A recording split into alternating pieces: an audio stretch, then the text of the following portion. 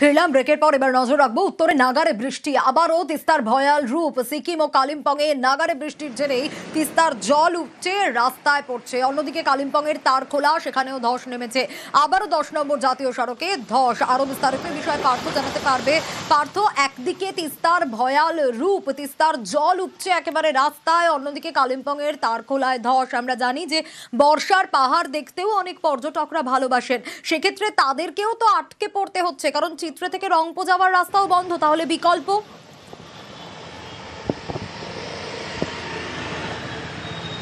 একেবারে তাই। দেখো, দিনভর তেমন ভারী বৃষ্টি না হয়, কিন্তু ধীরে ধীরে পরিষেবা অর্থাৎ যান চলাচলও কিন্তু স্বাভাবিক হয়েছে বিকেলের পর থেকে। একদিকে যেমন 10 নম্বর জাতীয় সড়কের উপর থেকে জল নামছে, ঠিক তেমনি দার্জিলিং এবং কালিম্পংয়ের সংযোগকারী যে পেশক রোড, সেখানেও কিন্তু জল থইত ছিল দুপুর পর্যন্ত, এবং সেই জলে কিন্তু ধীরে ধীরে নামছে। স্বাভাবিকভাবেই ধীর গতিতে হলেও গাড়ি চলাচল করছে। তবে পর্যটকদের জন্য কিন্তু বিকল্প রুট এই মুহূর্তে প্রায় কালিম্পং প্রশাসন কিন্তু বেঁধে দিয়েছে। কি বিকল্প রুট? যে শিলিগুড়ির থেকে গরুবাথান, গরুবাথান থেকে লাভা, লোলেগাঁও, আলগাড়া, 21 মাইল হয়ে কালিম্পং, আর কালিম্পং থেকে মংসং হয়ে একেবারে রংপুর, এই বিকল্প রুটই কিন্তু এখন একমাত্র ভরসা। কারণ আগামী 2রা আগস্ট পর্যন্ত একদিকে যেমন নর্থ সিকিমে ভারী বৃষ্টির পূর্বাভাস থাকছে টানা, ঠিক তেমনি কিন্তু দার্জিলিং, কালিম্পংও বিক্ষিপ্তভাবে ভারী বৃষ্টির পূর্বাভাস থাকছে।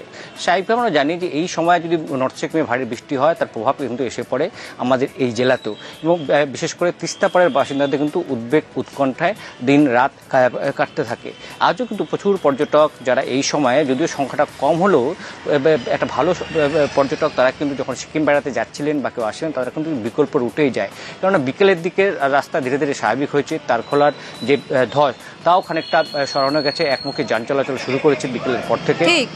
সব মিলিয়ে একেবারে বিপর্যস্ত উত্তরের পাহাড়, তা কিন্তু বলেই দেওয়া যায়। কিন্তু আগামী 2রা আগস্ট পর্যন্ত যেহেতু ভারী বৃষ্টির প্রবাস থাকছে, তাই তিস্তাপাড়ের বাসিন্দাদের জন্য কিন্তু নিরাপদ জায়গায় সরে যাওয়ার পরামর্শ দিয়েছে কালিম্পং জেলা প্রশাসন একেবারে, এবং প্রশাসনের তরফ থেকেও সবসময় চেষ্টা করা হচ্ছে যাতে কোনো অসুবিধা না হয়। তারখোলার ছবিটা আপনাদের দেখাচ্ছি, তারখোলায় ধসের ছবিটা দেখুন। 10 নম্বর জাতীয় সড়ক, সেখানে আবারও ধস, চিত্রে থেকে রংপো যাওয়ার রাস্তা এটা, এবং তাই প্রশাসনের তরফ থেকে বিকল্প রুট বেঁধে দেওয়া হয়েছে।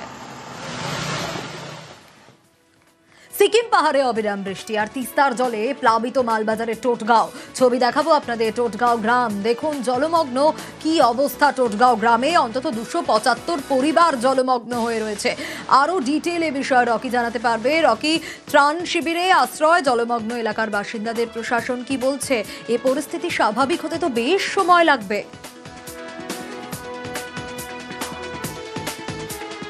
প্রিয়াঙ্কা, দেখো, অবিরাম বৃষ্টি চলছে সিকিম পাহাড়ে, যার ফলে কিন্তু তিস্তার জল বেড়ে গিয়েছে। মালবাজার মহকুমার অন্তর্গত টোটগাঁও যে গ্রাম রয়েছে তিস্তার পাড়ে, সেখানে কিন্তু জলমগ্ন হয়ে পড়েছে। শয়ে শয়ে পরিবার সেখানে কিন্তু জলবন্দী হয়ে পড়েছিল।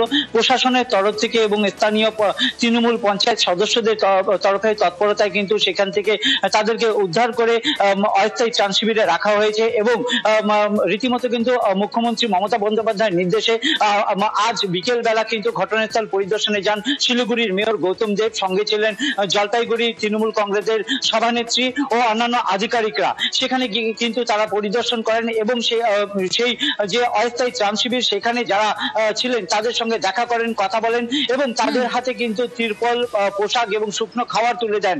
গোটা বিষয়ে কিন্তু সজাগ নজর রেখেছে প্রশাসন এবং প্রশাসন নজর রাখছে। বেশ, 11-12 बजे का बाद जल बढ़ने का स्टार्ट हो गया था। बहुत आदमी चला जा रहा है, दिख रहा है। आदमी तो अभी गांव पूरा ही खाली हो गया। रात में तो बहुत ज़्यादा था, इससे भी ज़्यादा था, अभी थोड़ा घट गया। রাত্রে একটা পড়ে পুরো জল, এখানে লোকের যেখানে ঘুমাইছিল লোকগুলা, ওখানে জল ঢুকে গেছে। যত মুরগি, গাই, গরু ছিল ওখানে সব मारा गए। থাকার কোনো ব্যবস্থা নাই। लगभग 70 घर डूब गए। इन लोग को अभी हमने इलनबाड़ी में प्राइमरी स्कूल में कैंप लगाया है, उसमें ले आ रहे हैं। रात को भी हम लोग लाए थे। तो वहाँ का तो प्राइमरी स्कूल भी डूब गया, वहाँ का प्राइमरी स्कूल डूब गया, और नया बना हुआ ICDS भी डूब गया। ऊपर तो पढ़ाई नहीं हो रहा है, नहीं हो रहा है। আর এবার নজর রাখবো গুরুগ্রাম থেকে ফিরলেন পরিযায়ীরা। হরিশ্চন্দ্রপুরের পরিযায়ীদের হেনস্থা বাংলাদেশের সন্দেহে আটক করে পুলিশ। আর ঘরে ফিরেও আতঙ্কে 7 পরিযায়ী। সেবক রয়েছে আমার সঙ্গে। সেবক, স্বাভাবিকভাবেই তারা ফিরেছেন, স্বস্তি পেয়েছেন ঠিকই, কিন্তু যেভাবে অত্যাচার হয়েছে, যে অভিযোগ তারা করছেন, তারপরে তারা ঘরে ফিরেও আতঙ্কিত।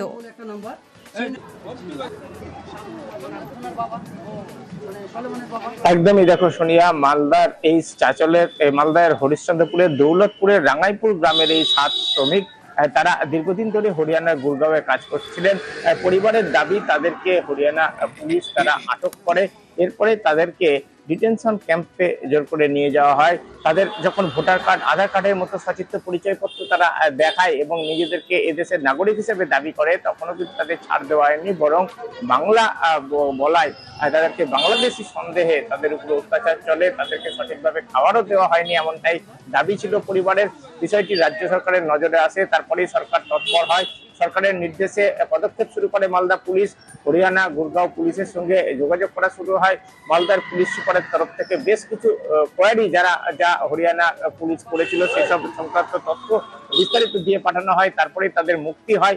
শেষ পর্যন্ত আজকে তারা ট্রেন যোগে ফিরলেন তাদের বাড়িতে, কিন্তু এখনো যেটা বলছিলে তুমি, চোখে মুখে আতঙ্ক, কারণ যে পরিস্থিতির মুখে তারা পড়েছিলেন তারা কিন্তু যথেষ্ট এখনো সেই সব যে স্মৃতি তারা ভুলে উঠতে পারছেন না।